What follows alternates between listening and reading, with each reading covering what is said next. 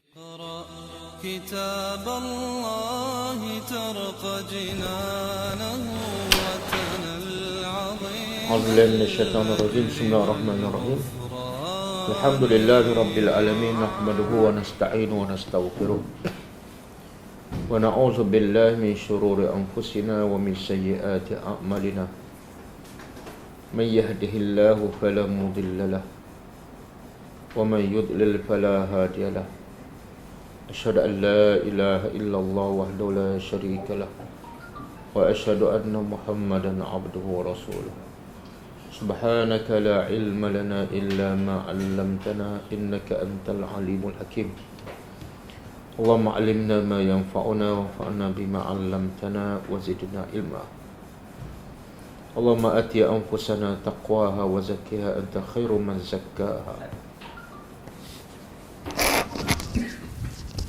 Tak dengar.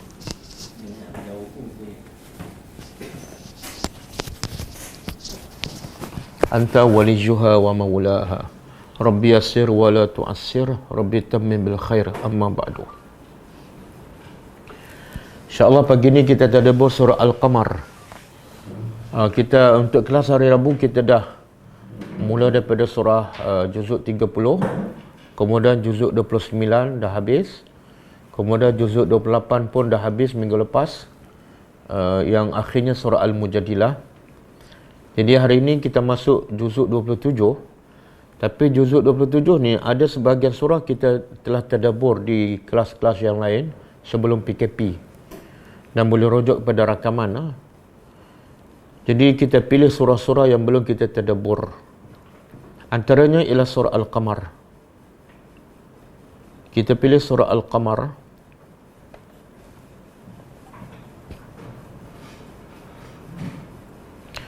Surah Al-Qamar ni adalah surah Makkiyah.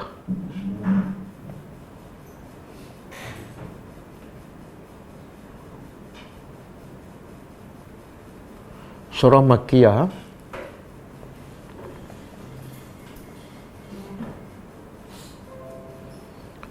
maksudnya turun sebelum Nabi berhijrah ke Madinah Al-Munawwarah. Dan ayatnya semua adalah 55 ayat.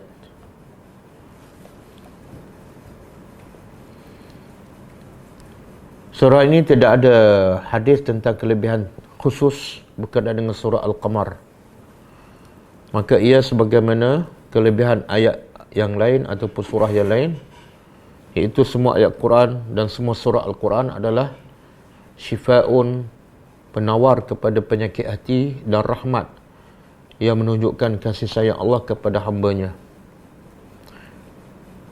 Tapi sebelum Quran menjadi penawar, sebelum Quran menjadi syifa, sebelum Quran menjadi mau'izah, yang paling besar dan paling utama ialah Quran adalah sebagai tanda bukti kewujudan Allah, keesaan Allah, kebesaran Allah. Sebab itulah kata ulama, tidak ada nikmat yang paling besar, tidak ada nikmat yang paling nikmat ialah melainkan kenal Allah. Dan nak kenal Allah, salah satunya ialah dengan memerhati ciptaan Allah. Ciptaan Allah yang ada di depan kita bila-bila masa dan di mana-mana dan begitu banyak, tidak terhitung. Jadi setelah kita kenal Allah melalui memerhati ciptaannya, kita sepatutnya ingin tahu apakah yang Allah suka, Tuhan yang hebat ni. Dan kita juga adalah sebagai hamba-Nya, tentulah kita nak buat apa yang Tuhan yang hebat yang mencipta kita suka. Kita nak buat apa yang Tuhan suka dan kita nak tinggal apa yang Tuhan tidak suka. Ingin tahu, kenal Allah membawa kepada kita mentadabbur Al-Quran. Sebab semua yang Allah suka, Allah sebut dalam Quran. Semua yang Allah benci, yang tidak suka, Allah sebut dalam Quran. Jadi kenal Allah membawa kita kepada tadabbur Al-Quran. Maknanya siapa yang tak tadabbur Al-Quran sebenarnya dia belum kenal Allah. Siapa yang tidak ingin, tak ada rasa nak tadabbur Al-Quran sebenarnya dia belum kenal Allah. Mana mungkin dia kenal Allah tapi tidak ingin tahu apa yang Allah suka, apa yang Allah tidak suka. Okey, surah Al-Qamar macam biasa Al-Quran ni ada dua bentuk. Pertama Bashir, pemberi peringatan, pemberi khabar gembira. Yang kedua Nazir, iaitu pemberi peringatan. Jadi surah Al-Qamar ni sebagaimana kebiasaan surah Makkiyah, iaitu banyak menceritakan tentang hari kiamat. Kenapa banyak sangat cerita hari kiamat? Khususnya di era dakwah Mekah. Jawapannya ialah sebab manusia menjadi rusak ketika di Mekah, ataupun masyarakat musyrikin jahiliah rusak di Mekah sebab mereka lupa, bahkan mereka tidak yakin adanya hari kebangkitan, adanya hari pembalasan. Hidup kat dunia hanya sementara. Hidup kat dunia adalah hanya ujian sahaja. Bila mereka lupa, menyebabkan mereka akan melakukan apa saja mengikut hawa nafsu. Maka surah Makkiyah banyak mengingatkan manusia yang lupa tentang asal usul kejadiannya dan ke mana mereka nak pergi selepas ini. Jadi begitu juga tabiat surah Al-Qamar nak mengingatkan manusia yang sentiasa lupa. Termasuklah bukan orang kafir saja lupa, orang Islam pun banyak lupa. Sebab tu Allah pesan dalam surah Al-Munafiqun, ya ayyuhallazina amanu la tulhikum amwalukum wala auladukum an zikrillah. Wa man yaf'al zalika fa ulaika humul khasirun. Wahai orang beriman, janganlah harta kamu, janganlah anak-anak kamu melalaikan kamu daripada apa? Daripada matlamat tujuan kamu diciptakan, iaitu zikrullah, mentaati Allah, bersyukur pada Allah. Itu peringatan Allah kepada siapa? Kepada orang beriman. Menunjukkan orang beriman pun lupa. Jadi kalau orang beriman lupa, orang yang tak beriman lagilah perlu diperingatkan. Jadi surah Al-Qamar Allah mula dengan peringatan tentang hari kebangkitan, tentang hari kiamat.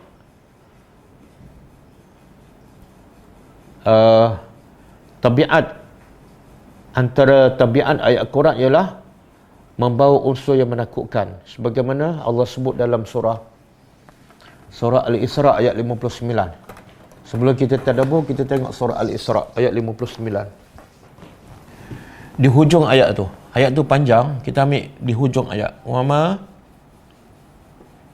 nursilu bil ayati illa takhwifan. Betul? Cuba tengok terjemahan dia. Wa ma nursilu, dan tidaklah kami utuskan ataupun kami hantar bil ayat, dengan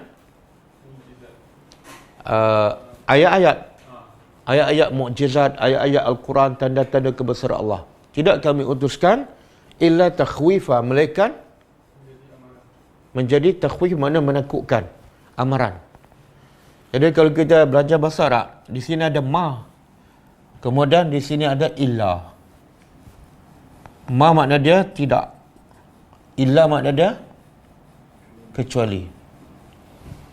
Ini ayat yang paling kuat untuk menegaskan sesuatu. Iaitu Allah nak bagi tahu, tidak kami bawa ayat-ayat tanda-tanda kebesaran Allah, melainkan untuk menakutkan. Maknanya Allah nak bagi tahu tidak ada satu pun ayat-ayat kebesaran Allah melainkan ada unsur yang menakutkan. Tiada ada satu pun. Ini maksud ma dengan illa. Contohnya la ilaha illallah, tidak ada Tuhan melainkan Allah. Makna apa? Hanya Allah saja Tuhan. Jadi maksud ayat di sini, hanya ayat Allah itu ada unsur takhwifah. Jadi bila kita tengok ayat kebesaran Allah, kita tengok ayat Quran, kita tak rasa takut. Maknanya tak sampai tujuan Allah utuskan ayat tersebut. Sama ada hati kita keras, hati kita mati. Dan puncanya ialah ada yang kita belajar dalam surah Al-Mutaffifin. Surah Al-Mutaffifin. Apa dia? Ada apa? Ran. Ada ran. Bila tak rasa apa-apa kan, Allah kata mesti ada takhwif. Tiba-tiba dia baca Quran tak rasa apa-apa. Bahkan dia tak baca Quran, dia tak tadabbur pun langsung tak rasa takut. Mana hati dia dalam bahaya. Hatinya dalam bahaya. Dan Allah bagi peringatan kepada Nabi pada fazakir. Fazakir fa inna zikra wa zakir fa inna zikra tanfa'u al-mu'minin. Allah perintah pada Nabi wazakir, berilah peringatan. Peringatan apa ni? Ni ayat-ayat yang menakutkan kita. Kenapa? Bila manusia lupa pada azab Allah, lupa pada kehidupan akhirat, dia akan ikut nafsu. Bila ikut nafsu, dia akan buat dosa, kan? Dan mungkin masa tu malaikat maut datang, habis. Jadi Allah kata selalulah bagi peringatan. Kenapa? Allah begitu sebab fa inna zikra tanfa'ul mu'minin. Kerana peringatan itu pasti akan memberi manfaat kepada siapa? Orang beriman. Apa maksud dia? Apa maksud dia? Ini peringatan ni memberi manfaat pada siapa ni? Apa makna orang beriman? Beriman maknanya dia taat pada Allah. Jadi kalau dia dah taat pada Allah, perlu lagi tak peringatan? Dia dah beriman, dia dah taat. Perlu tak? Perlu. Kenapa? Dia dah beriman, dia dah taat. Sebab tu peringatan kepada orang tak beriman. Ha? Allah nak beritahu, kamu beriman bila sekarang? Besok? Belum tentu. Minggu depan? Belum tentu. Kan? Sebab iman tu yazidu wa yanqus. Sebab tu Allah guna fa'inna. Inna ni, apa makna inna? Sesungguhnya. Peringatan itu sangat memberi manfaat kepada orang beriman. Maknanya kalau peringatan Al-Quran memberi manfaat pada orang beriman, maka kepada orang tak beriman, lagi dia kena dengar. Sebab dia belum beriman. Bahkan Allah sebut dalam surah lain secara umum. Apa dah? Fazakir. Apa dah? Sambung. Fazakir. Surah apa ni? Surah Sabbih isma rabbikal a'la. Fazakir in nafa'ati zikra. Betul tak? Betul kan? Fazakir. Tengok yang atas ni peringatan memberi manfaat pada siapa? Orang beriman. Yang bawah Allah kata kepada Nabi, bagilah peringatan. Kenapa? In nafa'ati zikra. Sekiranya peringatan tu memberi manfaat kepada siapa? Allah tak sebut. Umum. Boleh faham? Jadi kalau kamu dah beriman, bahkan sahabat Nabi iman yang setara Abu Bakar pun selalu dengar peringatan. Apatah lagi orang macam kita, kan? Iman kita senipis kulit bawang. Tiba-tiba tak dengar peringatan daripada Allah. Okey? Jadi yang saya nak sebut di sini apa dia? Muqaddimah ni. Cerita ni iqtarabatis sa'ah, kiamat telah dekat. Apa mesej yang Allah nak sampaikan? Iaitu manusia selalu lupa kepada hari kiamat. Buktinya apa? Buktinya apa? Manusia selalu lupa pada hari kiamat. Sentiasa dalam maksiat. Kadang-kadang bukan maksiat, tapi amalan pun tak bertambah, kan? Sekadar cukup solat 5 waktu, sekadar cukup pergi kelas. Jadi tak ada peningkatan. Kenapa? Sebab dia lupa ni. Tak ada sifat fastabiqul khairat. Wa fi zalika falyatanafasil mutanafisun. Tak ada sikap berlomba. Kenapa? Ni, lupa pada hari kiamat. Sebab itulah apa saja yang terjadi pada hari ini, di mana-mana saja, sebenar salah satunya nak ingatkan kepada orang yang masih hidup. Contohlah kematian, kan? Kematian berlaku setiap hari tak? Berlaku setiap hari. Kadang-kadang kematian yang kita tak jangka pun. Macam 2 hari lepas saya dengar berita, ada 2 beranak, seorang wanita umur 28 dengan mak dia umur 56 lebih. Duduk dalam kereta di Sungai Petani. Duduk dalam kereta, dia tengah parking, dia tertekan minyak. Dia tekan minyak kereta, terus masuk, terjun dalam tasik ke sungai. Mati dua-dua. Siapa sangka? Siapa sangka? Duduk dalam kereta tertekan minyak. Terjun dalam sungai, tutup semua, tak boleh nak buka, lemas mati.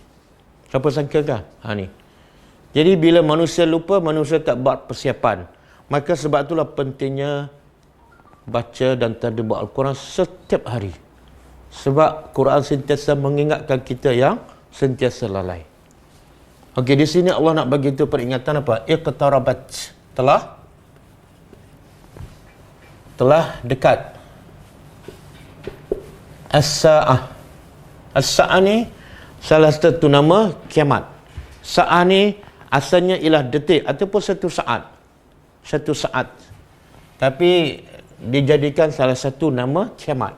Satu detik yang sangat menggemparkan, yang sangat menakutkan. Telah dekat kiamat. Wansyaqqal qamar, dan telah terbelah. Qamar apa dia? Bulan.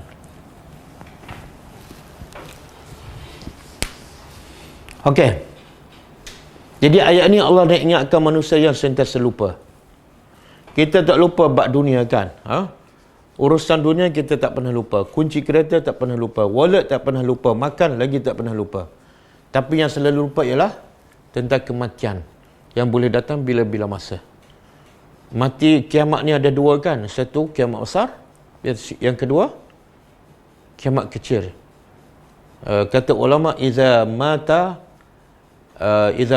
ahadun faqad qamat qiyamatuhu as-sughra. Bila seseorang itu telah mati, maka telah berlakukah kiamatnya yang kecil. Mati je sebenarnya itulah kiamat, tapi kiamat yang kecil. Okey, sekarang Nabi cakap, Allah cakap pada Nabi, kiamat telah dekat. Ayat ni turun bila ni? Sekarang tahun berapa dah? Hijrah 1442. Jadi ayat ni turun bila ni? Sebelum 1400, maknanya sebelum 1400 tahun yang lepas. Tapi ayat Al-Quran ni, masa tu dia kata kiamat dah dekat. Lepas turun ayat ni, 1442 tahun belum berlaku kiamat pun. Jadi apa maksud dekat tu? Dah 1000 tak berlaku lagi. Apa maksud dekat tu? Kalau istilah kita sebenar, ini 1400 kan? Mungkin tahun 2000 Hijrah belum berlaku lagi kiamat. Jadi kalau bahasa kita, kalau 2000 tahun ni dekat ke jauh? Jauh. Jadi mana yang betul? Bahasa Al-Quran ke bahasa kita? Bahasa? Okey, kenapa Quran kata dekat sedangkan 1400 tahun lebih belum berlaku pun? Kita baru macam terkejut sekarang kan? Ini dunia akhir zaman. Semua cakap pasal akhir zaman. Quran cakap bila lagi? Kiamat dah dekat. Quran cakap bila? Bukan sekarang. 1400 tahun yang lepas. Kiamat dah dekat. Jadi kita nak faham apa maksud dekat tu.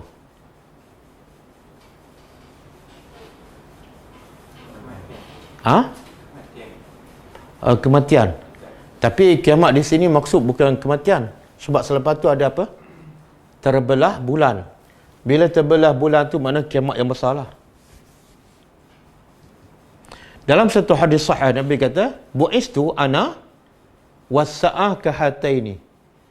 Aku dibangkitkan, ketika aku dibangkitkan sebagai Rasul, kiamat dengan aku seumpama dua jari ni. Jari telunjuk dengan jari apa ni panggil? Ni jari telunjuk ni jari hantu. Oh, hantu ni. Kalau panjang hantu. Tapi biasa orang lebih panjang pada hantu. Kan? Okey, Nabi kata aku dibangkitkan sebagai Rasul dalam keadaan kiamat dengan aku macam jari. Dekat tak? Nabi nak bagi tu dekat. Selari dengan ayat Quran. Jadi apa maksud dekat tu?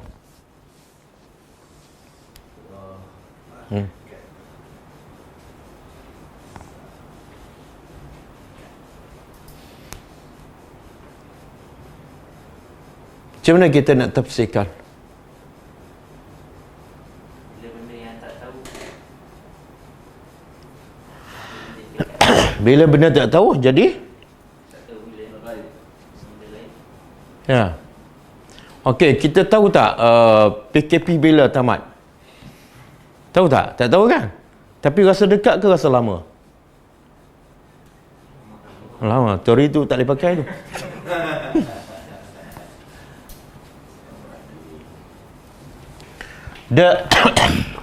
Ada siapa nak jawab? Pelajar? Pelajar online?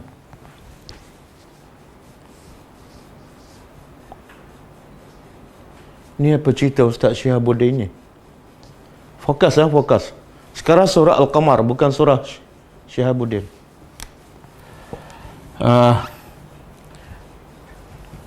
Kata pepatah Arab lah, kullu atin qarib.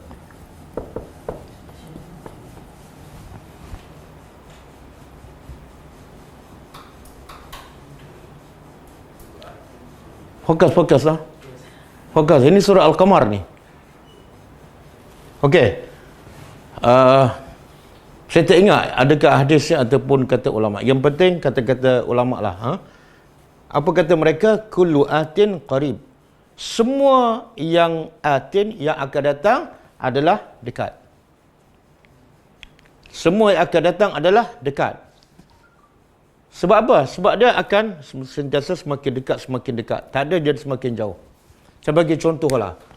Kita sekarang, kalau kita bayangkan balik kehidupan kita masa sekolah rendah kan, dengan sekarang kita dah umur berapa? 40-50. Kita rasa sekejap ke lama?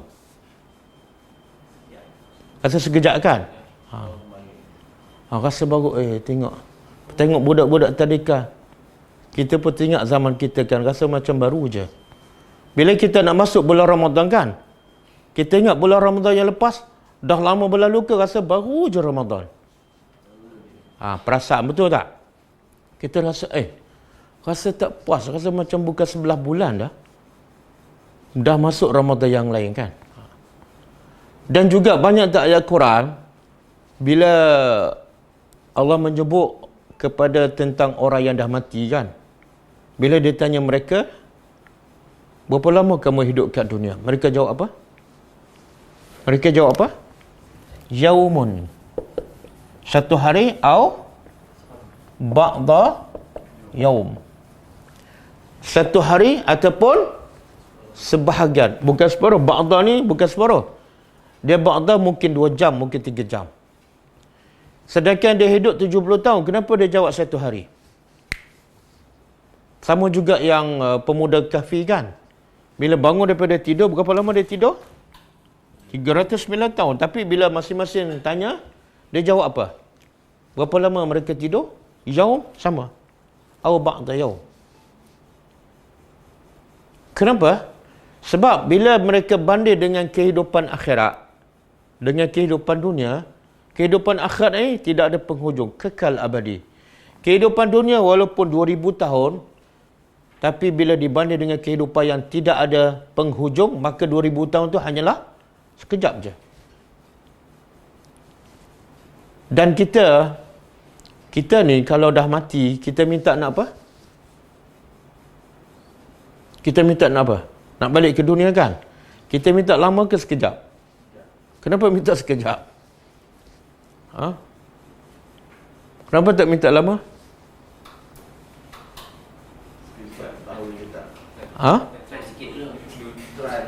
Test dulu sikit kan. Kalau dapat sikit baru minta banyak kan. Tak tahulah cerdik ke bodoh tu. Jadi sebenarnya walaupun 2000 tahun, tapi bila dibanding dengan akhirat yang kekal selama-lama, maka sebenarnya hidup dunia ni sekejap sahaja. Sebab tu Allah kata kiamat ni sebenarnya tak jauh. Dan Nabi kata kiamat dengan hari kebangkitan Nabi sebagai Rasul hanya beza antara 2 jari sahaja. Okey. Dan juga mungkin ulama mengatakan maksud dekat di sini ialah mungkin termasuk ialah kiamat yang kecil. Kiamat kecil boleh berlaku bila-bila masa tak? Dekat tak jauh? Dekat je macam tadilah. Pergi duduk relax, parking kereta, tertekan minyak, habis. Tak sampai 5 minit mati. Kan? Okey, terbelah dan terbelah bulan. Bila terbelah bulan ni? Bila terbelah bulan? Ada dua pendapat.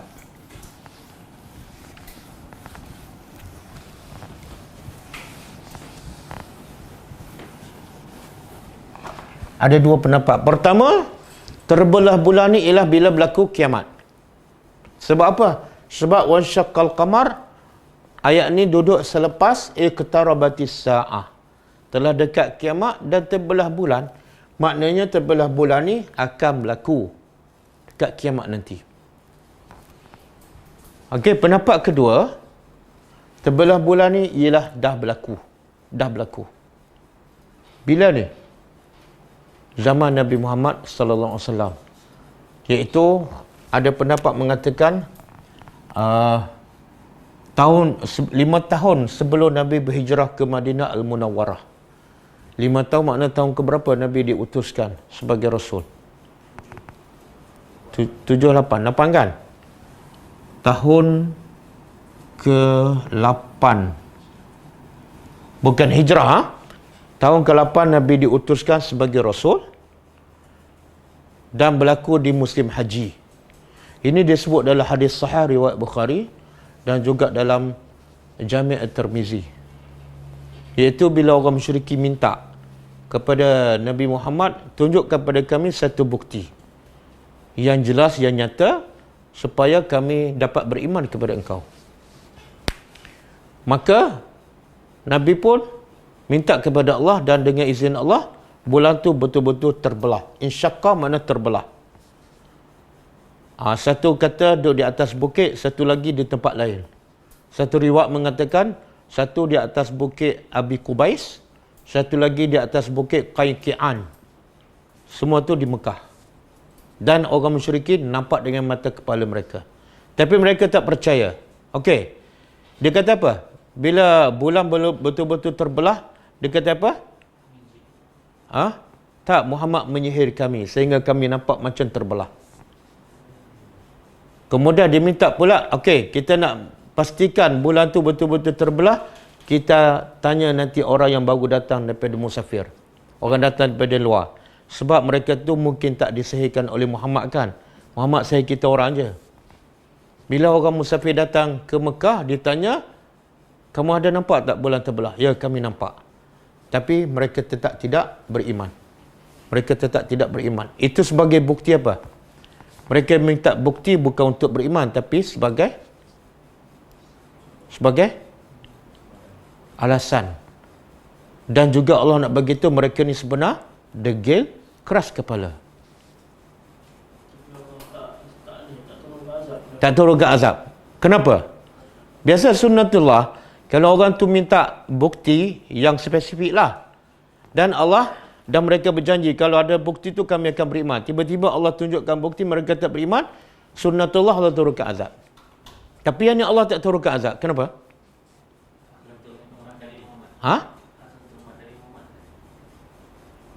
Bukan. Ada jawapan lain, dekat-dekat lah tu. Kita pernah sebut ayat tu. Kalau Allah tidak akan turunkan azab selagi ada Nabi Muhammad di situ. Yang kedua, sebab tidak diturunkan azab selagi mana ada orang yang mustaghfirun, yang sentiasa minta ampun kepada Allah. Sebab itulah bila Nabi keluar daripada Mekah, sahabat keluar, ada tak Allah turun azab pada orang Mekah? Ada. Kemarau. Sebagaimana berlaku pada zaman Nabi Yusuf. Jadi Allah turunkan azab setelah Nabi dan sahabat keluar daripada Mekah. Okey. Jadi, pengajaran untuk kita apa dah? Orang musyrikin minta bukti nak beriman. Orang Melayu minta tak bukti nak beriman? Minta tak bukti nak beriman? Tak ada kan? Bahkan bukti dalam Quran dicari tak? Tak. Yang tak baca Quran, yang tak nak tadabbur, makna dicari tak bukti? Tak ada. Jadi orang Melayu dengan orang musyrikin mana lebih baik?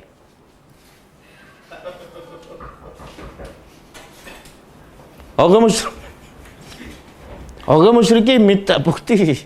Tapi dia tak nak beriman. Orang Melayu tak minta bukti. Tak tahu nak beriman ke tak nak.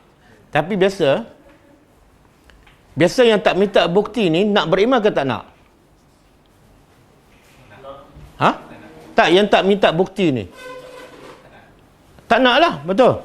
Logiknya yang tak nak cari kebesaran Allah ni makna dia tak nak beriman, betul kan?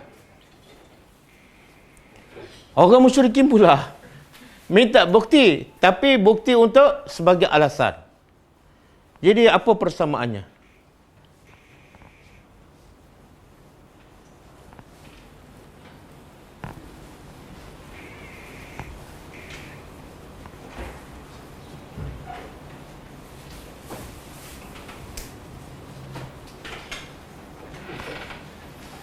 Saya ulang.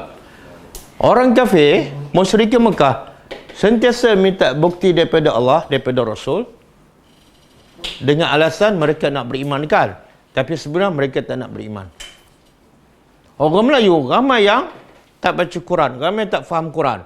Makna mereka tak nak bukti pun. Dua-dua ni nak beriman ke tak? Orang musyrikin yang minta bukti dengan orang Melayu yang tak minta bukti. Dua-dua ni nak beriman ke tak? Dua-dua tak nak beriman kan? Cuma orang musyrikin tak nak beriman tapi minta bukti. Orang Melayu tak nak beriman, tak minta bukti. Siapa lebih baik? Melayu baik sikit. Beradab sikit kan? Tak nampaklah degil kan? Orang musyrikin dah minta, dah ada bukti tapi tak nak beriman. Nampak sangat degil keras kepala. Jadi orang Melayu yang tak nak tadabbur Al-Quran ni, dia tak tahulah baik sikit pada orang musyrikin Mekah. Sebab dia tak minta bukti dan dia tak cari bukti. Betul? Yang dia cari ialah rezeki Tuhan. Bukti Allah tak nak. Rezeki Allah dia cari, tapi bukti kebesaran Allah dia tak nak cari. Okey. Boleh? Jadi ada dua pendapat ni. Terbelah bulan pertama masa dekat kiamat. Yang kedua terbelah bulan masa zaman Nabi Muhammad. Bila berlaku?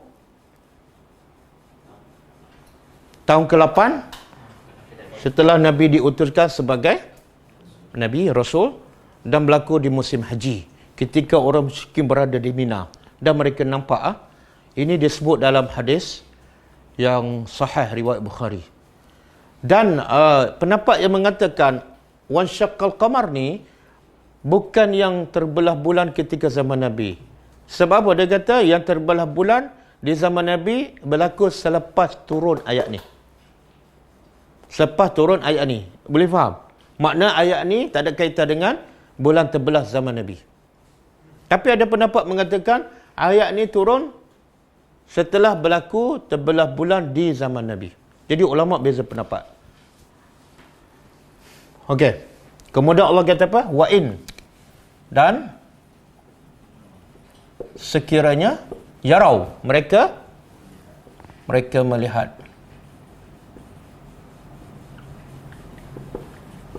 ayatan. Ayatan ni apa makna? Tanda kebesaran Allah. Dan dalam bahasa Arab, kalau ayat mana satu? Kalau ramai, kalau banyak? Apa dia? Ayat. Kan? Jadi satu ni refer kepada apa? Kalau refer kepada Al-Qamar ataupun refer kepada Sa'ah, sepatut ayat Allah tulis macam ni, wa in yarauha. Dhamir ni balik pada Al-Qamar ataupun As-Sa'ah. Tapi Allah tak sebut dalam bentuk dhamir sebab Allah nak beritahu apa? Allah nak beritahu ayat di sini ialah umum. Apa saja bukti kebesaran Allah. Mana Allah nak beritahu orang-orang musyrikin bila mereka melihat apa saja bukti kebesaran Allah, termasuklah bulan terbelah. Maka apa sikap mereka? Yu'ridu. Mereka berpaling.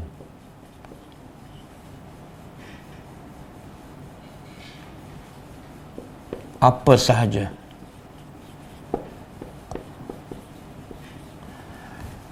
Dan bila Allah kata apa saja bukti yang menunjuk kebesaran Allah, mereka berpaling. Sebenarnya Allah nak bagi apa ni? Yang tersiratnya Allah nak bagi kita apa? Mereka takkan beriman. Satu lagi. Itu yang tersurat. Yang tersiratnya Allah nak bagi tahu mereka ni sebenar degil, keras kepala.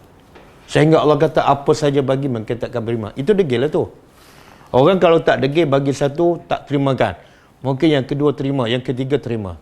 Ini bagi 1000 bukti pun tak beriman, mana? Degil.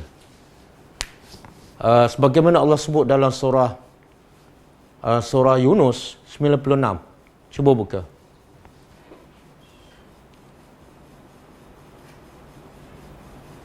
Surah Yunus ayat 96.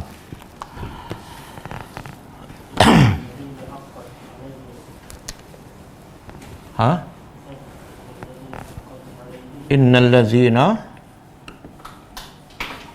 haqqat alaihim kalimatu rabbika la yu'minun. Kemudian 97. Walau ja'athum kullu ayatin hatta yarawul azab.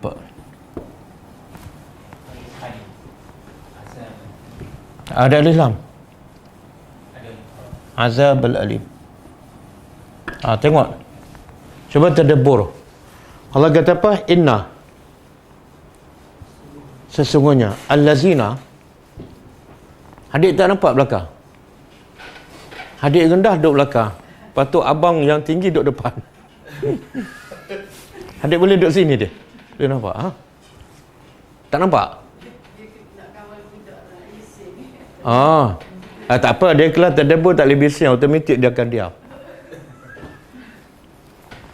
Okey, cuba terjemah. Inna, sesungguhnya, allazina, orang-orang yang haqqat. Haqqat ni apa makna? Kita ada bincang ni pasal nama Allah Al-Haq, kan? Dan ada dalam surah Yasin, laqad haqqal qawlu ala aktsarihim fahum la yu'minun. Sesungguhnya orang yang telah ditetapkan, telah diwajibkan ke atas mereka kalimatu rabbika. Apa makna kalimah rabbika? Iaitu sunnatullah, azab. Siapa yang kufur, ketetapan ke atas mereka, kewajipan ke atas mereka ialah azab Allah. Mesti kena. Kemudian Allah kata mereka ni la yu'minu, tidak akan beriman. Okey, lepas tu mereka tak akan beriman ni sampai bila ni? Walau ja'atuhum, walaupun telah datang kepada mereka kullu ayah, semua yang ni ayat. Mana-mana ayat? Yang ni kullu, makna kalau ada 1000 tanda kebesaran Allah, berapa yang dia beriman?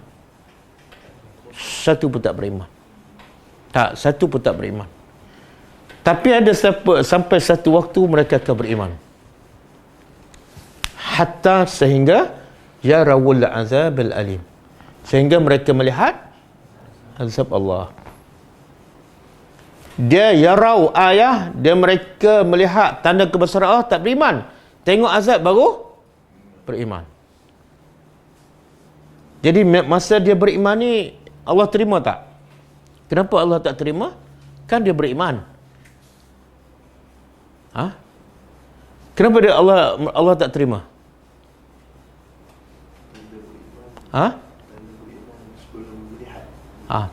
Sebab Allah nak dia beriman bila tengok bukti kebesaran Allah, bukan tengok azab. Ini tak dituntut ni. Allah tak kata bila tengok azab berimanlah kamu, tak. Bila tengok ayat. Jadi kamu silap benda, silap tengok ni. Masa tengok yang Allah suruh kamu tak beriman. Masa yang Allah tak wajibkan beriman, kamu beriman. Boleh? Okey, kemudian lepas mereka bukan setakat mereka menolak semua bukti kebesaran Allah, bukan setakat tu je. Ada satu lagi, wa yaqulu, dan mereka berkata sihrun mustamir. Sihrun mustamir. Apa makna sihir?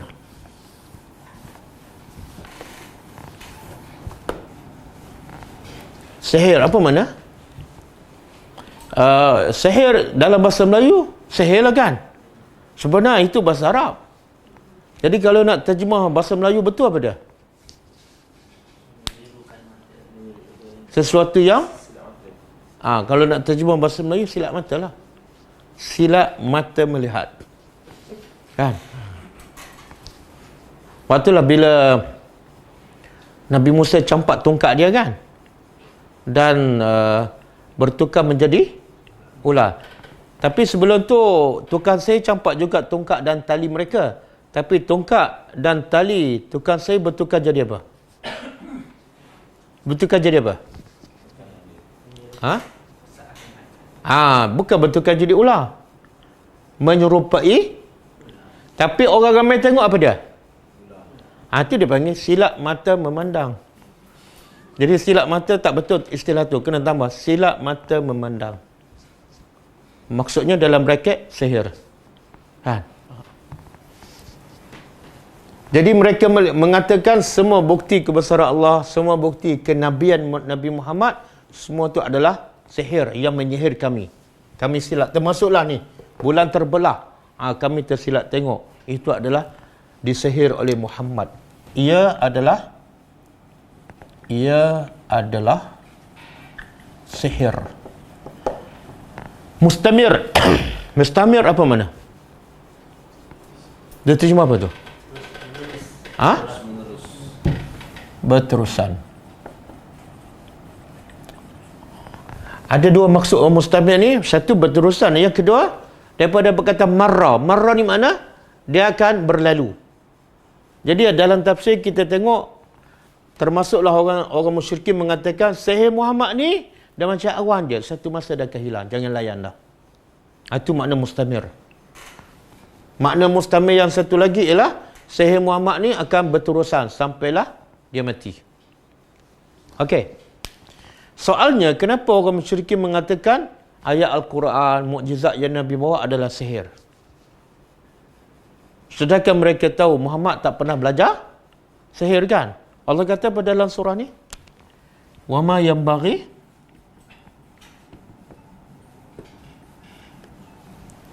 apa dia? Wa ma yanbaghi lahu, surah Yasin.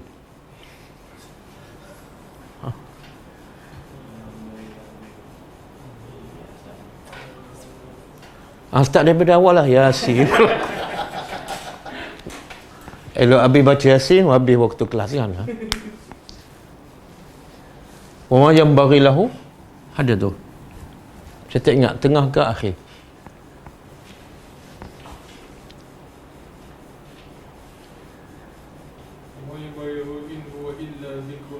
Sebelum tu?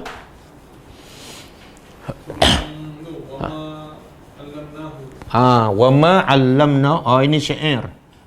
Wa ma 'allamnahu asy-syi'ra kan? Sorry, saya silap. Ini syair. Allah kata kami tak pernah ajar Muhammad syair.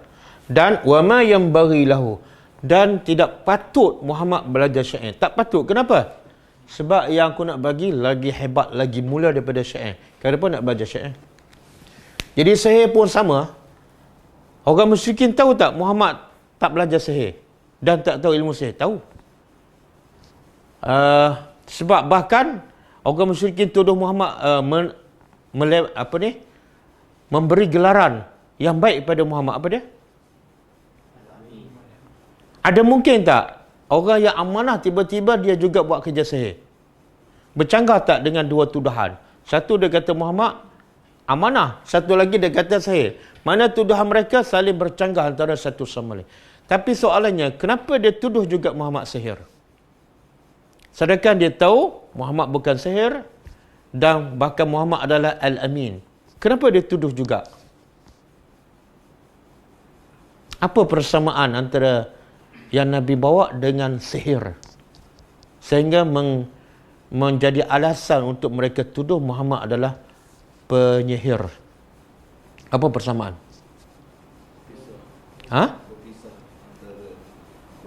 Apa biasa sihir ni, apa tujuan dia? Kalau orang kena sihir akan jadi apa? Contohlah, siapa yang ada pengalaman pernah sihir? Berubah perangai kan. Tengok-tengok 180 darjah kan. Balik-balik bini kata, ni siapa ni? Dia kata pada suami dia. Lepas tu semua jadi berubah 100%. Kadang-kadang isteri tengok suami lain, suami tengok isteri lain. Kan, kadang-kadang keluar suara pun suara lembut sikit kan. Jadi bila benda yang pelik dipanggil sihir. Maka Quran ni bila dia bawa masuk dalam hati manusia, apa berlaku? Berubah. Yang duk gila dunia terus dia tinggal 100%. Macam Mus'ab bin Umair kan. Mus'ab bin Umair ni pemuda yang antara yang paling kaya kat Mekah. Kalau dia pakai minyak wangi paling mahal. Orang bukan tengok muka dia baru kenal tak. Orang cium bau minyak wangi orang tahu dah ini Mus'ab.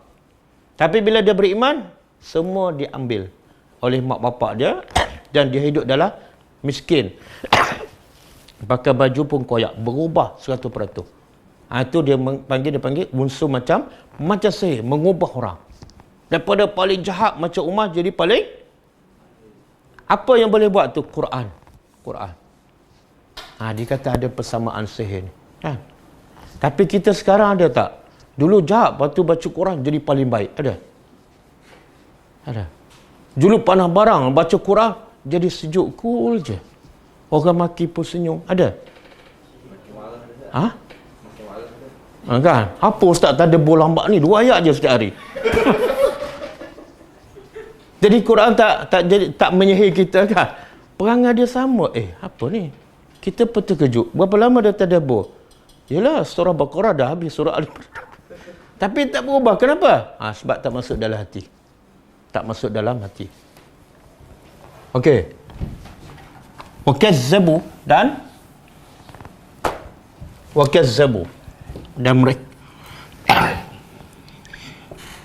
mereka berdusta. Mereka berdusta. Yang kedua, wattaba'u, dan mereka ittaba'u, mengikut ahwa'ahum. Ahwa' ni jamak. Jamak. Kalau mufrad daripada hawa'un. Satu hawa'un. Kalau banyak jamak ahwa'. Apa makna hawa'un? Dah dimelayukan. Melayu panggil apa? Hawa nafsu. Sebenarnya hawa nafsu tu bahasa Arab ke bahasa Melayu? Dua-dua bahasa Arab. Hawa bahasa Arab, nafsu pun bahasa Arab. Lepas tu bila suruh orang Melayu terjemah apa makna hawa nafsu, dia tak boleh. Sebab apa? Apa nak terjemah? Bahasa Melayu dah. Tak, asalnya bahasa.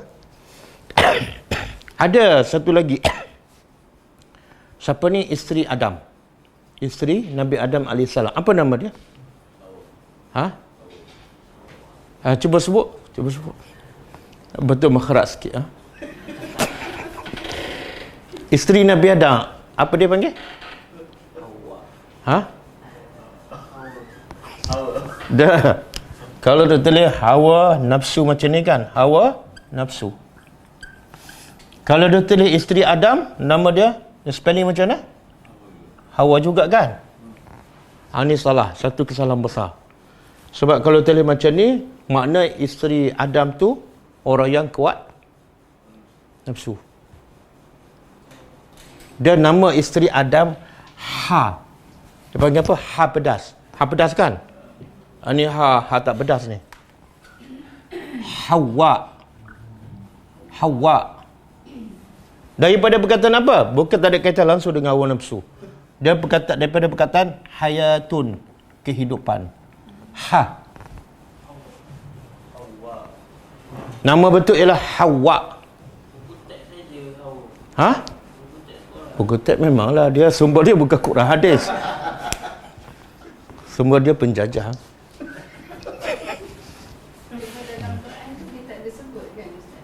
Dalam Quran Hawa tak ada. Dalam hadis ada. Hawa. Kenapa nama anak Hawa? Ambil sempena nama isteri Nabi Adam. Bukan. Itu bukan isteri nama isteri Nabi Adam. Itu isteri Pak Cik Adam. Isteri Nabi Adam, Hawa. Dia kalau nak tulis macam mana? Double kan? Hawa. Double. Betul. Okey. Jadi mereka mengikut hawa nafsu. Jamak.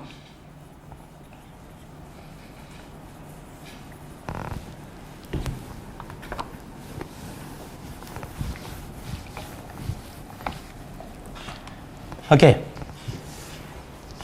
Tengok bahasa Al-Quran. Allah nak bagi tahu. Bila datang je ayat tanda kebesaran Allah, pertama mereka berpaling. Yang kedua? Tak, yang kedua tu, label. Dia labelkan itu adalah sihir. Itu strategi musuh. Kenapa? Apa faedah bila dia melabelkan? Apa faedah dia? Strategi musuh dulu, kini dan selama-lama.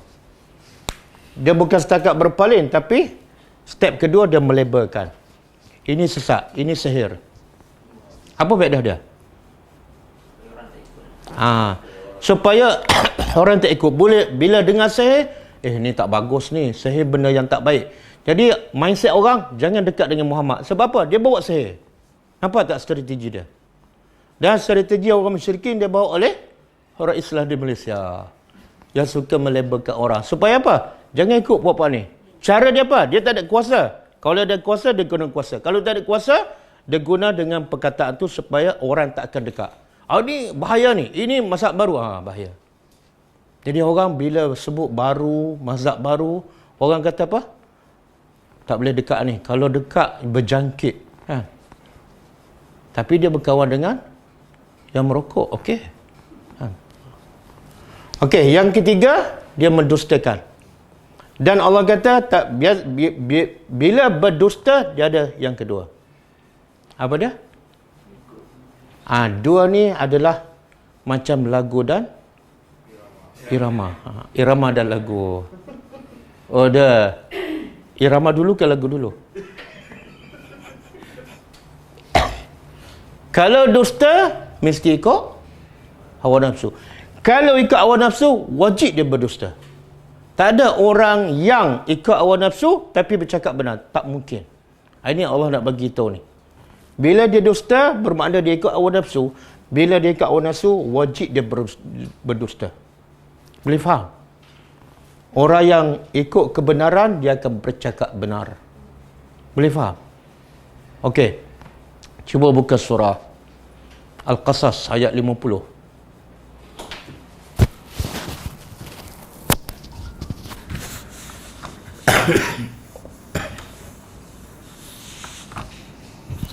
Surah Al-Qasas ayat 50. Apa bang? Ayat dah? Fa'ilam yastajibu. Fa'ilam yastajibu laka fa'lam annama yattabi'una ahwa'ahum. Betul?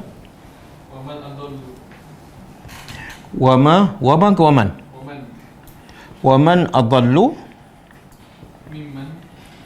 mimman taba'a hawahu bighairi huda.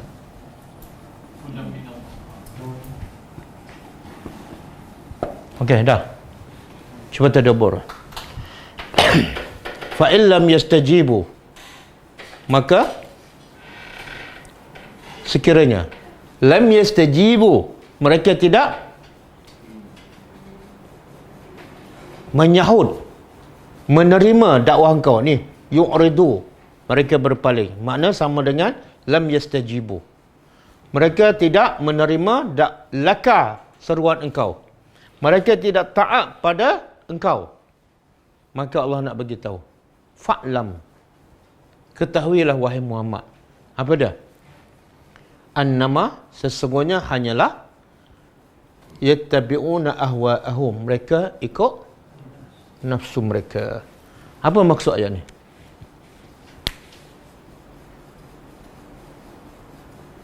Apa maksud? Ini ramai yang tak sedar ni. Ha?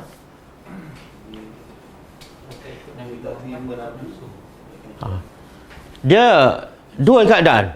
Bila dengar hadis Nabi, bila dengar sunnah Nabi, sama ada dia terima yastajibu, maka dia tak ikut hawa nafsu. Keadaan yang kedua, dia tolak sunnah Nabi, automatik dia ikut hawa nafsu. Bila dia ikut hawa nafsu, dia berdusta. Apa maksud dusta? Seolah dia nak bagi tahu sunnah Nabi ni tak betul. Kalau betul dia ikut. Boleh faham? Tafsir Syekh Sa'di Abdul Rahman, dia kata ini ayat ni cukup jelas. Kena kepada orang yang suka buat benda bid'ah. Bila dia tidak menyahut seruan Nabi, makna dia tak terima sunnah Nabi. Maka automatik Allah kata apa? Memang puak-puak ni jenis ikut hawa nafsu. Betul tak? Betul. Kalau kamu tak ikut Nabi, kamu ikut siapa lagi? Ustaz ni betul lah bukan sunnah Nabi. Tapi tak ada, Nabi tak larang. Tak. Sunnah Nabi ialah ikut yang Nabi buat, tinggal yang Nabi buat. Itulah sunnah. Kalau kamu hanya ikut yang Nabi buat dan yang Nabi tinggal, kamu buat juga, itu bukan ikut. Boleh? Boleh faham? Boleh ha? Jadi kalau tak ikut sunnah Nabi, automatik dia ikut. Semua yang buat yang bukan daripada sunnah Nabi adalah pengikut tegar hawa nafsu. Dia cakaplah ustaz dia apa ke, ulama hebat ke, serabang besar 4 lilik ke, dia sebenarnya ikut hawa nafsu. Ini ayat ni cukup jelas. Okey. Sebab tu satu hadis Nabi kata, tidak beriman seseorang kamu sehinggalah hawa nafsu dia ikut aku. Atau kama qala sallallahu alaihi wasallam. Kemudian Allah kata apa? Wa man adallu. Dan siapa? Siapa lagi yang lebih sesat mimman taba'a, daripada orang yang ikut hawa nafsu bi ghairi huda, tanpa, bila dia tak ikut sunnah Nabi, dia tak ikut huda lah. Bila tak ikut huda, maka dia ikut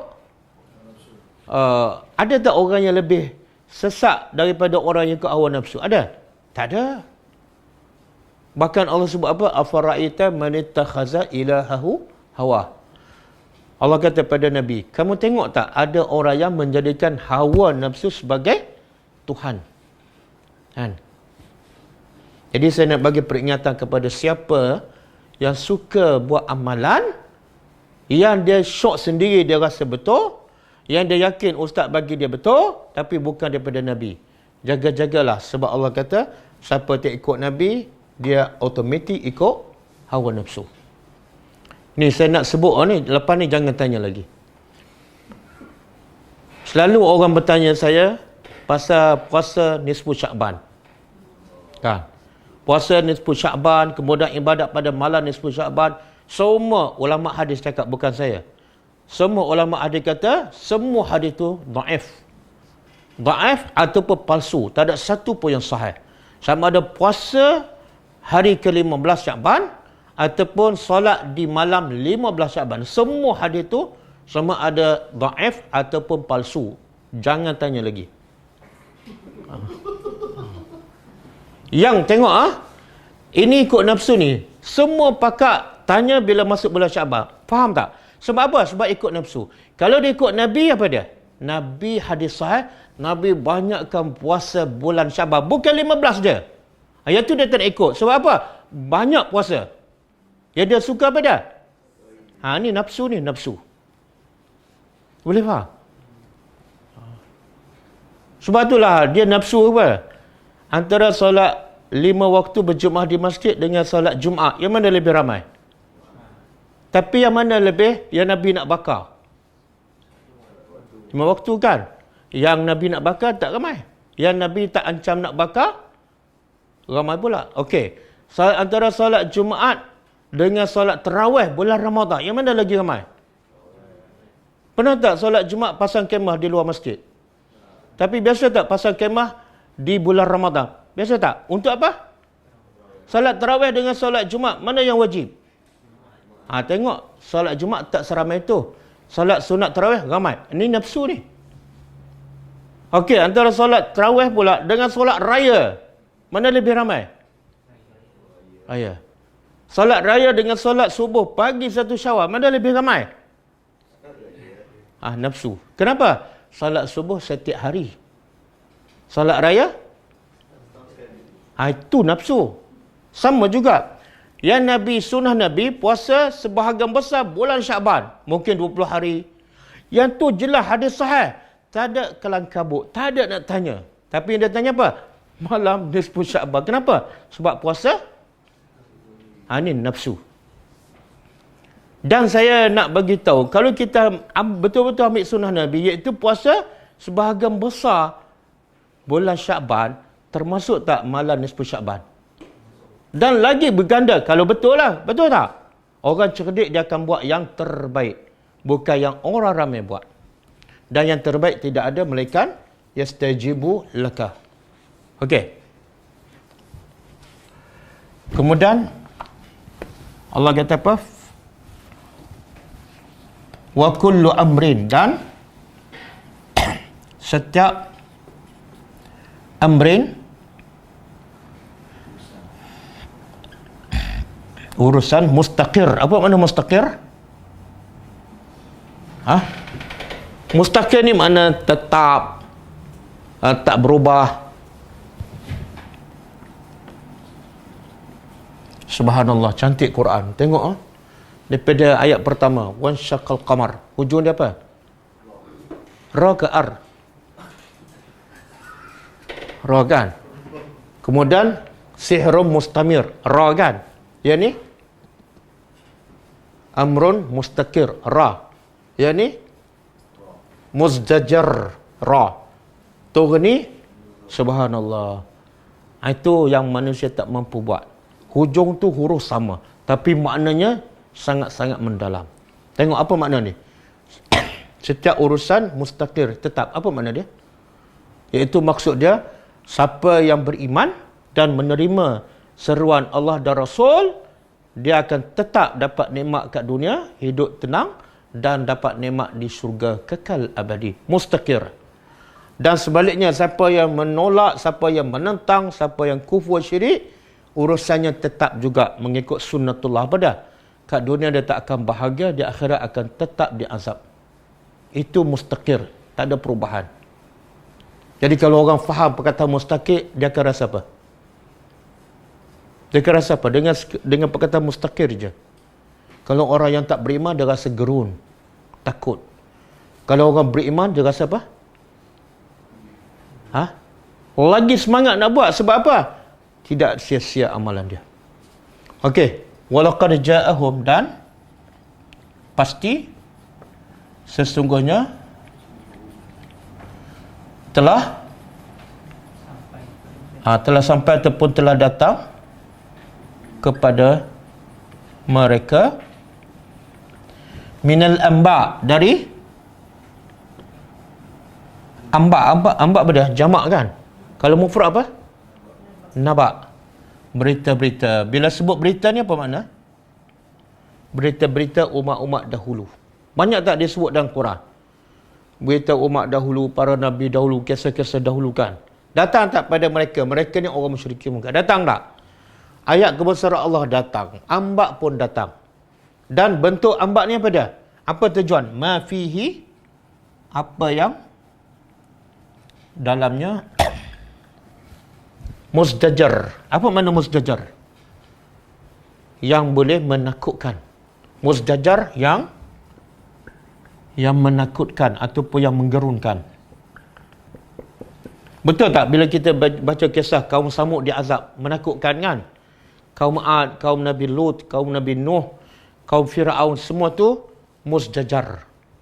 Jadi tujuan Allah bagi tahu berita-berita umat-umat dahulu supaya kita ada rasa takut gerun. Jangan jadi macam mereka. Jangan menentang Allah dan Rasul. Kemudian dalam berita itu, berita umat-umat dahulu, ada hikmatun. Apa makna hikmah? Dia terjemah apa hikmah? Dah jadi bahasa Melayu kan? Pengajaran. Jadi pengajaran ni Dia guna perkataan hikmah. Hikmah ni boleh makna bijak, kan? Allah tu sifat dia hakim. Apa saja Allah buat bijak. Walaupun Allah hancurkan kaum tu sangat dahsyat, bijak, kan? Allah tenggelamkan Firaun dengan tentera dia, Allah bijak. Supaya apa? Sesuai dengan kejahatan dan kedegilan mereka, dan juga sebagai pengajaran kepada orang yang akan datang. Jadi kalau kita baca semua kisah ni, kita tak akan buat lagi apa yang kaum dahulu buat. Kalau kita baca dengan tadabbur lah. Kemudian hikmah Allah tu balighah. Balighah apa makna? Pengajaran yang penuh hikmah. Dia terjemah apa balighah? Balighah ni asal makna dia balagha, kemuncak. Balagha makna kemuncak. Makna berita-berita umat dahulu penuh dengan hikmah yang sangat besar pengajarannya, dan hikmahnya sampai tahap yang maksimum. Dia terjemah apa? Yang sempurna. Yang sampai pada tujuan sempurna. Fama tughni, maka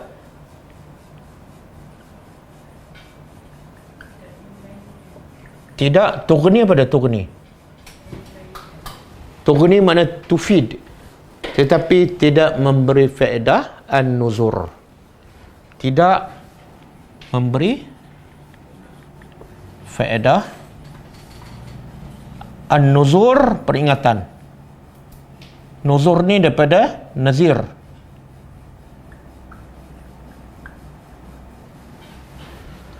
Peringatan dah banyak. Ambak berita-berita umat dahulu pun banyak. Semuanya ada unsur muzdajar, ada hikmatun balighah, tapi hasilnya ma tughni. Semua peringatan tu tidak memberi faedah. Kepada siapa? Kepada siapa? Sebab tu Allah kata Quran ni hudan satu linnas, untuk semua manusia. Tapi akhirnya yang beriman hudan lil muttaqin.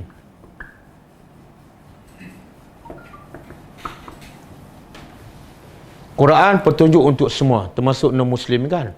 Tapi akhirnya yang memberi, yang mendapat faedah orang bertakwa saja. Kan? Jadi Allah kata nuzur yang begitu banyak dalam Quran, la tughni, tidak mengkayakan mereka, tidak memberi faedah kepada mereka. Sebab apa? Apa punca? Allah dah tutup telinga mereka, Allah tutup mata mereka, dan hati mereka Allah jadikan ran. Ada ran. Jadi semua yang tak dapat faedah daripada peringatan Al-Quran sebab hatinya ada ran. Dan Allah sebut dalam surah Qaf, kan, inna fi zalika la zikra liman kana lahu qalbun. Semua peringatan dan Quran akan memberi faedah kepada siapa? Orang yang ada hati. Maksud ada hati ialah yang bersih, yang tidak ada syirik, kufur, riak, cinta dunia, tak ada, kosong, zero. Jadi peringatan masuk je berubah, masuk je berubah. Okey? Semoga Allah jadikan, Allah bersihkan hati kita daripada ran, dan semoga Allah memberi faedah setiap ayat yang kita belajar dan kita tadabbur. Kita tengok soalan.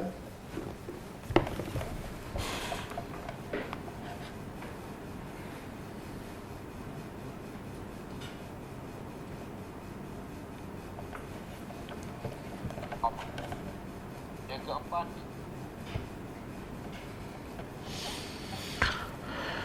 orang Kelantan panggil Tok Bilal. Bilal pun tak betul, Tok Bilal lagi tak betul. Sebab Tok Bilal lagi lama mati dah.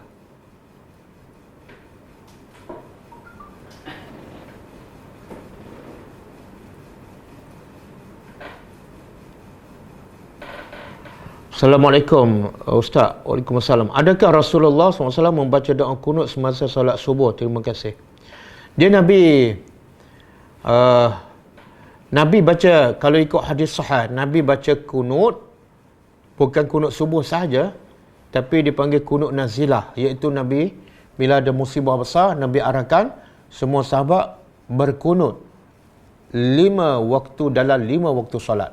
Bukan subuh saja, subuh, zuhur, asar, maghrib dan isya. selama sebulan. Jadi kunut tu dia tak panggil kunut subuh, tapi dia panggil kunut nazilah. Adapun selepas itu Nabi tak baca kunut subuh. Itu satu hadis.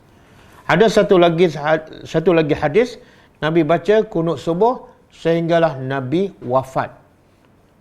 Tapi ulama hadis, sebahagian ulama hadis mengatakan yang bahagian Nabi baca kunut subuh sampai wafat, hadis tu adalah dhaif. Jadi perbezaannya ialah yang Nabi baca kunut subuh tu, hadis tu ada mengatakan sahih, ada mengatakan dhaif.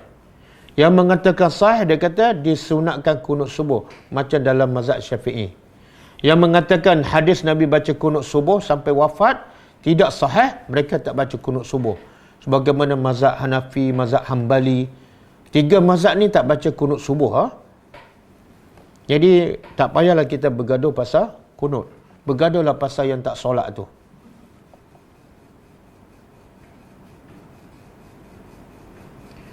Assalamualaikum Ustaz. Waalaikumsalam. Boleh tak kita baca zikir Nabi Yunus sebelum kita berdoa? Bahasa kita ketika sujud akhir.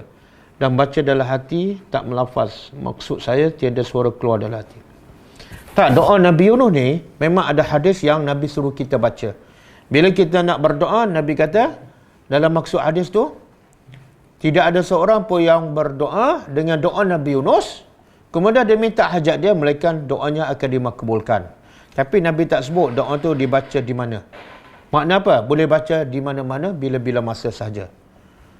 Cuma nak baca doa Nabi Yunus ketika sujud, sebab dia adalah ayat Al-Quran. Jadi kata ulama' sebaik-baik kita elakkan membaca ayat Quran ketika sujud.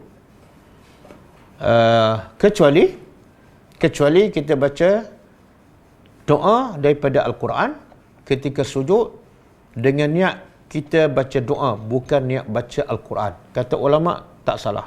Wallahu a'lam.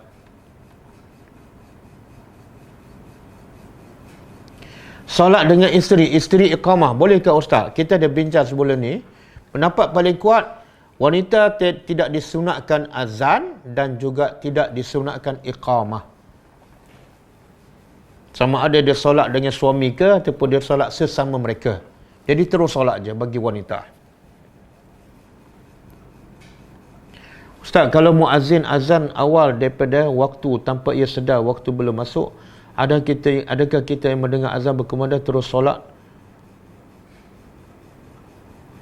Tak, kalau kita dah tahu dia azan lebih awal daripada sebelum masuk waktu, kita jangan buka puasa lah. Kan? Kalau kita tak tahu, kita pun buka puasa. Lepas tu kita solat. Tak salah lah. Sebab kita buat dalam keadaan kita tak sedar. Tapi bila kita tengah makan tu, orang bagi tahu sebenarnya belum masuk waktu, wajib berhenti segera. Wajib berhenti segera.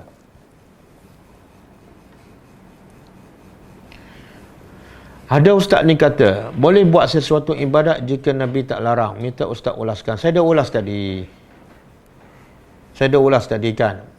Ikut sunnah Nabi ialah bukan setakat buat yang Nabi buat saja, tapi tinggal yang Nabi tinggal. Sebab Allah kata apa? Dalam surah Al-Hujurat. Ya ayyuhallazina amanu la tuqaddimu baina yadayillahi wa rasulih. Wahai orang beriman, jangan kamu mendahului Allah dan Rasul. Maksudnya jangan memandang-mandang dalam buat ibadat. Kalau Nabi buat, buat. Kalau Nabi tak buat, kamu buat. Itu memandang-mandang maksudnya. Ustaz, Nabi tak larang? Tak. Nabi, ayat tu cukup jelas. Jangan kamu mendahului Allah dan Rasul. Maksudnya, yang kamu lihat Nabi buat, baru kamu buat. Yang kamu lihat Nabi tak buat, wajib kamu tinggal. Kemudian logiknya, kalau semua yang Nabi tak larang, semua orang boleh buat, akhirnya agama jadi apa? Yang ni kata selawat 1000, yang ni kata selawat 10,000, yang ni kata selawat pagi, yang ni kata selawat lepas zuhur, yang ni kata selawat tengah malam. Akhirnya agama jadi apa? Alasannya apa? Nabi tak larang. Saya nak tanya, boleh tak kita salat subuh 3 rakaat? Tapi ada tak dalil Nabi larang? Ada tak? Nabi larang tak salat subuh? Tak ada hadis. Salatlah 3 rakaat. Lepas tu zikir, lepas solat, kita nak buat sebelum solat. Boleh tak? Boleh ke tak? Oh, dia kata tak boleh. Kenapa tak boleh? Tak ada hadis Nabi larang. Boleh faham tak? Jadi maksud ikut sunnah Nabi, buat yang Nabi buat dan tinggal yang Nabi tinggal. Itu makna ikut. Kalau kita ikut apa yang Nabi buat sahaja, tapi yang Nabi tinggal kita tak buat, kita hanya ikut separuh. Iaitu bahagian Nabi buat. Yang bahagian Nabi tinggal, kita tak ikut. Wallahu a'lam.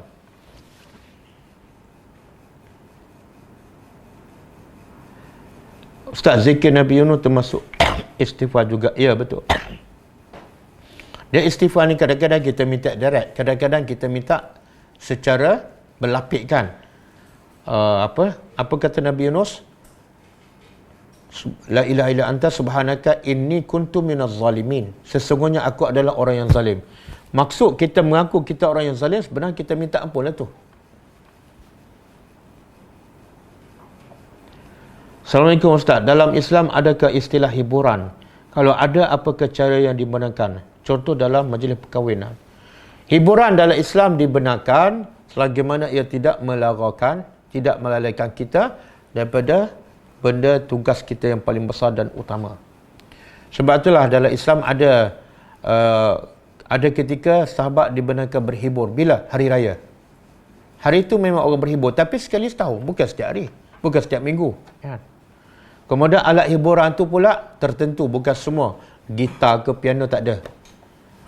Kemudian sahabat, kita kena faham, bila sahabat berhibur, hari raya, mereka lalai tak? Tak. Mereka sepanjang hari, sepanjang tahun, hidup mereka untuk agama Allah. Hidup mereka kerana Allah. Jadi sekali-sekala mereka berhibur pun tak melalaikan mereka. Kita kadang-kadang bila berhibur sampai hari tu tak baca Quran, lalaikan. Bukan sekali setahun. Tapi kadang-kadang dah jadi satu kebiasaan. Wallahu a'lam. Soalan, waktu dah masuk, muazzin belum azan. Bolehkah solat sunat bagi waktu? Nah, kita solat di mana ni? Kalau kita solat di rumah, azan boleh dilakukan, tapi dah masuk waktu, boleh kita solat sunat. Sebab syarat solat sunat qabliyah bukan dilakukan azan. Tapi syarat solat sunat qabliyah ialah setelah masuk waktu. Setelah masuk waktu dan sebelum solat fardu. Boleh solat sunat je. Tak mestinya selepas azan. Tapi kalau kita nak pergi ke masjid, maka jangan solat sehingga kita dengar azan. Lepas azan baru kita solat sunat qabliyah. Assalamualaikum Ustaz. Waalaikumsalam. Bolehkah buat tahlil beramai-ramai dan mengecap batu nisan? Tak boleh. Bukan sunnah Nabi. Kalau cintakan Nabi, cintakan Allah, ikut apa yang Nabi buat. Nabi tak pernah buat tahlil beramai-ramai. Dan Nabi tak pernah cat batu nisan di kubur. Cukuplah dengan satu ayat yang Allah sebut dalam surah Ali Imran.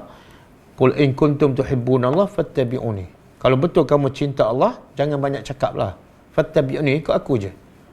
Bila kita tak ikut Nabi, itu sebenarnya tanda kita tak cinta Nabi. Kita cinta apa? Nafsu lah. Nafsu aku suka buat macam ni. Sebab apa? Orang ramai buat. Kamu cinta orang ramai. Nafsu juga. Kalau betul cinta Nabi, cinta Allah, Allah kata fattabi'uni. Ikut Nabi je. Wallahu a'lam.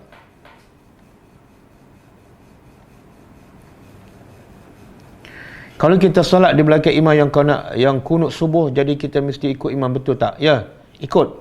Imam angkat tangan, kita angkat. Jangan berbeza dengan imam.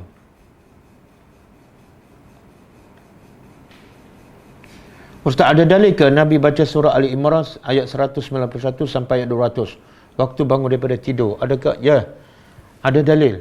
Nabi yang pertama bila bangun tidur, Nabi baca akhir surah Ali Imran, sebelah ayat daripada ayat 191 sampai 200. Dan kalau kita nak baca dalam solat tahajud pun tak salah. Jadi ada dalil lah. Kuasa untuk membenarkan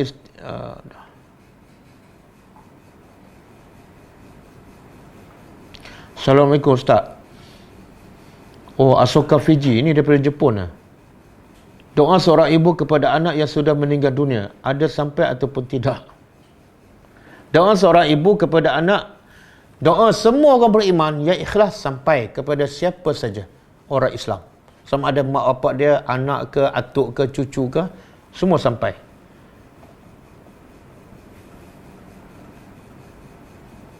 Assalamualaikum Ustaz. Waalaikumsalam. Bagaimana nak menasihati mereka yang percaya Allah mencipta alat ini kerana Tak, minta dia bagi bukti lah. Minta dia bagi bukti kalau kamu kata Allah cipta alam ni kerana Nabi Muhammad. Mana bukti? Sebab Islam tegak di atas bukti. Allah kata apa? Qul hatu burhanakum in kuntum sadiqin. Wahai Muhammad, minta pada orang kafir yang mendakwa mereka ahli syurga lah macam-macam. Minta apa? Qul hatu burhanakum, bagilah bukti sekiranya kamu orang yang benar. Jadi kalau dia tak boleh bawa bukti bahawa Allah cipta alam ni kerana Nabi Muhammad, itu adalah dusta, itu adalah bohong. Macam mana kamu boleh tahu Allah cipta bumi ni, Allah cipta alam kerana Nabi Muhammad? Sedangkan benda tu benda ghaib, kan? Seolah kamu tahu apa niat Allah. Dari mana kamu tahu? Kalau bukan daripada wahyu, kalau bukan daripada Nabi, mana kamu dusta? Kalau tidak ada dalil, itu adalah dusta.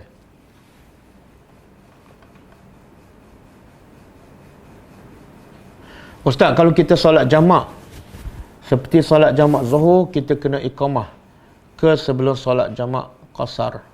Ya, disunatkan iqamah. Kalau jamak Zuhur dan Asar, disunatkan qamat sebelum Zuhur, kemudian bila nak solat Asar, qamat sekali lagi.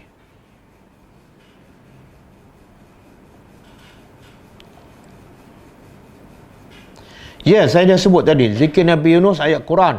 Tapi kata ulama, kalau kita baca dengan niat membaca doa, bukan niat baca Al-Quran, ada ulama mengatakan dibolehkan, walaupun ketika sujud. Ustaz, zikir lepas solat, zikir pagi petang tu kebanyakan susunan zikirnya berbeza-beza. Boleh ikut yang mana? Ikut mana-mana je. Yang penting zikir, kan? Sebab tidak ada dalil yang sahih, yang jelas, yang menunjukkan susunan zikir pagi macam ni. A, B, C, kan? Tidak ada. Jadi itu susunan daripada ulama. Jadi kita baca yang mana pun tak kisah. Yang penting baca dan istiqamah. Apa hukum solat sunat qabliyah maghrib? Hukumnya sunat lah. Hukumnya sunat dan ada dalil lah. Ada dalil. Setiap sebelum antara azan dan iqamah ada solat sunat qabliyah. Cuma beza dia, ada solat sunat qabliyah yang muakkadah, yang dituntut, yang Nabi tak pernah tinggal. Ada yang solat sunat qabliyah yang bukan muakkadah, yang tak dituntut. Kadang-kadang Nabi buat, kadang-kadang Nabi tinggal. Contoh sebelum subuh, sebelum zuhur, sebelum subuh dan sebelum zuhur. Itu solat sunat yang dituntut. Adapun solat sunat sebelum asar, sebelum maghrib, sebelum isya, itu solat sunat qabliyah yang kurang dituntut. Kadang-kadang Nabi buat, kadang-kadang Nabi tinggal. Ada dalil. Wallahu a'lam. Cukup Kita sambung kelas kita malam ni insya-Allah. Kita sambung tadabbur surah Al-An'am. Kita tutup dengan membaca tasbih kafarah. Subhanakallahumma wa bihamdika asyhadu an la ilaha illa anta astaghfiruka wa atubu ilaik. Assalamualaikum warahmatullahi wabarakatuh. اقرأ كتاب الله ترق جنانه وتنل عظيم الأجر والغفران.